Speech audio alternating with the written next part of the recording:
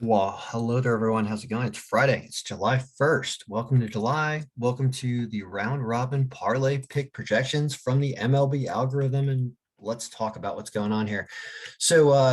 I've been keeping track of basically a betting history here in the Google Sheet, which you can purchase access to for a month's 30 days for $30.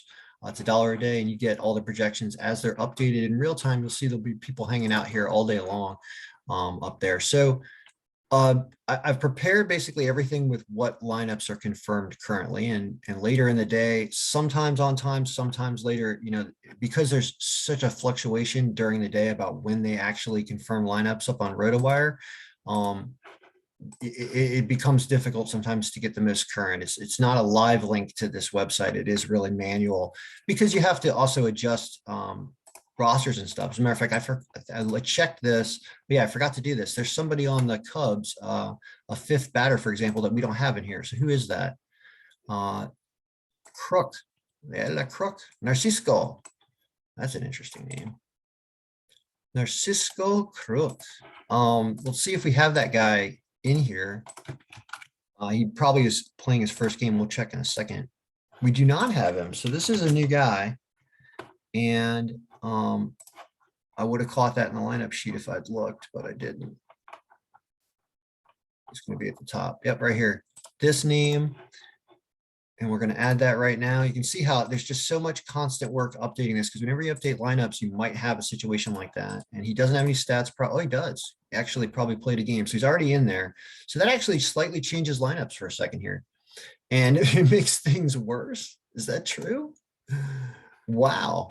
The score changed slightly here. So this is the process I'm going through every day. So I'm now grabbing this and I'm updating the Google Sheet, which has wind and weather already in here, pasting this thing right here. And once we do that, now you can see that actually Boston just goes up, which makes the bet I'm going to talk about in a second even worse. But it is reducing the score because supposedly the wind is blowing in Wrigley today. All right, so now that we've updated this at 2:26 p.m., which is where we are right now.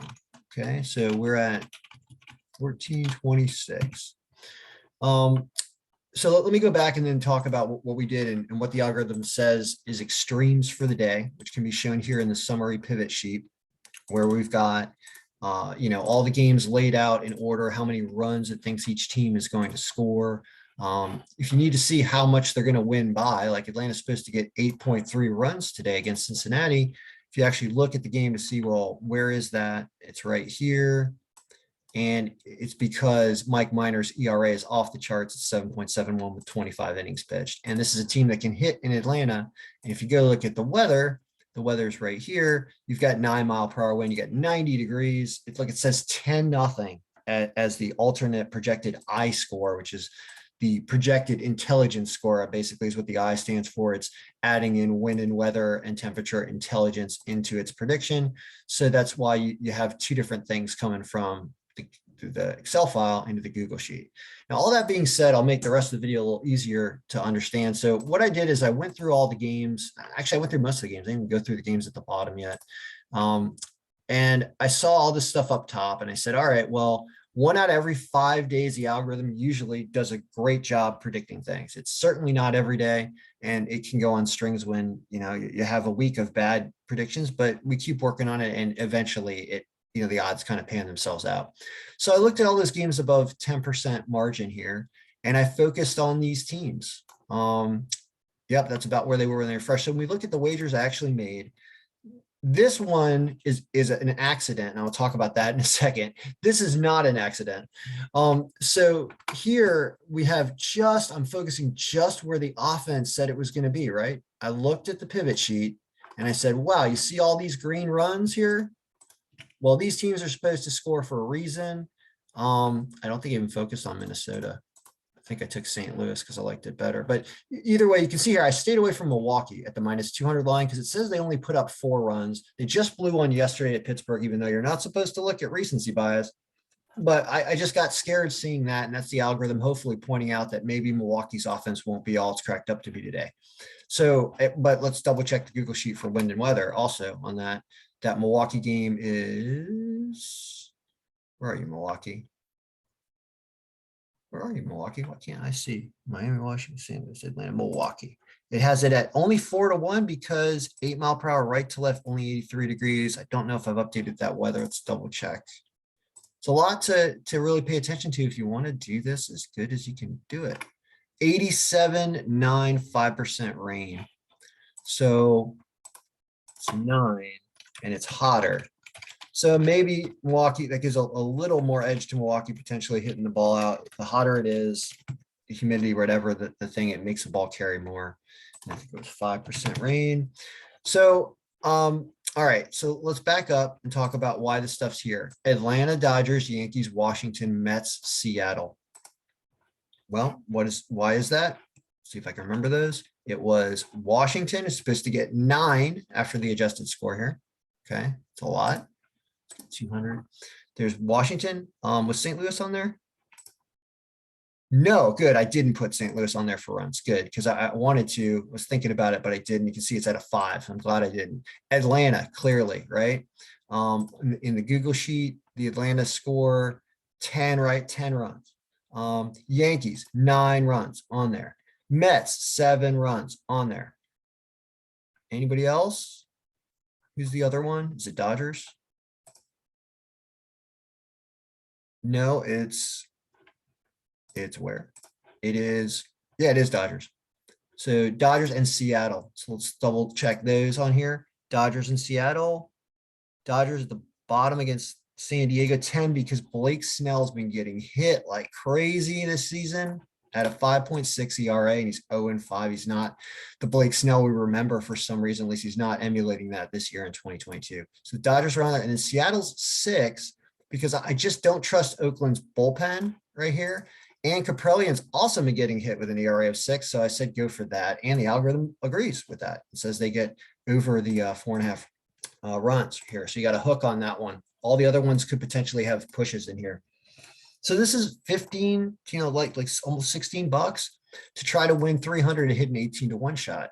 Well, what if, I hate speculating, but my hometown team here, what if, the weather's hot today, what if they don't get there? You can still get 3-1 on your money. What if they don't get there? Now you're starting to get close to break even or losing, depending on which ones you lose. So you got to go 5-1 or better, but the algorithm is saying all those clear these runs by at least 1 or 2 with the projection. So that's what I went with. Now the other wager is half an accident, and we'll talk about that, but the rest of the stuff's not an accident. So I might even shift this around to show you what a reasonable payout is. So I was messing around with exact scores because I thought it was funny if I could just start taking all the projected exact scores from the game and bet them all, or bet 7 of them at like a dime each and pay like $12 to win probably $1 million. I think the odds would be unbelievable. But of course, that's never going to happen. But it's an interesting thing where, like, what if the algorithm got like 3 exact scores right in the day? What would that pay? And I'll show you, actually, if you bet all 2,400 to 1 shots and you did this, let's see what this actually pays. This is crazy. This would be, yeah, you're going to have to extend this sucker out. $803 million, right? If you hit all these at a $12 bet, insane. They're not going to let you make this bet, right? But let's get real. Okay. So like, what if you lose? If you only get 1 of them right, you're going to get nothing. But what if you get 2 of them right? I just want to see what does that pay if you get 2 of these 7 right? Still $62, and a third one's going to be insane. Watch this. 1,700 if you hit 3. I don't know if it's ever hit 3 exactly in a day. I'm going to start keeping an eye on that, but that's just something funny to think about, because they're not going to let you make that bet. No sportsbook is going to let you do that. I don't think. I think they max out at a certain amount of money. I don't know what the max payout is, but they're not going to let you do that. I'll try it, of course, because I try everything, but we'll see. So point is, this is an accident, but and I expect to lose this game at exact score 3-2 Cubs. So let's assume you lose. You still can only get 3.5 to 1 if you hit the rest of these. But what I did is I took winners and winners minus 1.5, where the lines were so terrible, where the algorithm said they're supposed to clear that 1.5 easily. And I took the underdog of the day, Arizona. And if you shift this around like you should, okay, forget about that exact score. That's craziness. It's an accident, but whatever. That's why I don't bet a ton of money. I don't mind making mistakes or losing. If you shift this around and you still have, 15 or 25 bucks, you do something like this. To try to generate a payout. Here's a $29 bet. It's 7-1. If you can catch all these, if you lose one of the 1.5s, you still make more than 2-1 on your money, or no, about 2-1 on your money. And if you miss another one, you're right there around break even. So it's also, again, like a 5-in-1 day or better that you need, which is what you're shooting for when you wager like this. It's about having a great day with the algorithm somehow, and being able to say, I knew the algorithm was supposed to have these teams above 10% margin win. I bet all of them. And, here's the day it went 6-1, or here's the day that all of them won. That's my philosophy. It makes wagering fun. It makes following the games funner later in the night if you're hot, and it lets you go to bed and relax and spend time with your significant other. If you're not hot, you can get hot in there instead. So the point is you can see how I know I enjoy this, doing it this way, because like I said, expect every day almost to lose, and then one random day to make a ton of money. And I think our bankroll will not be down for long, because you can see I missed a couple days. I've been running around so busy, but I do have some time to focus as I've accomplished some other goals that I had to finish, or I'm almost done anyway. All right. So good luck, everyone. May all your picks be winning.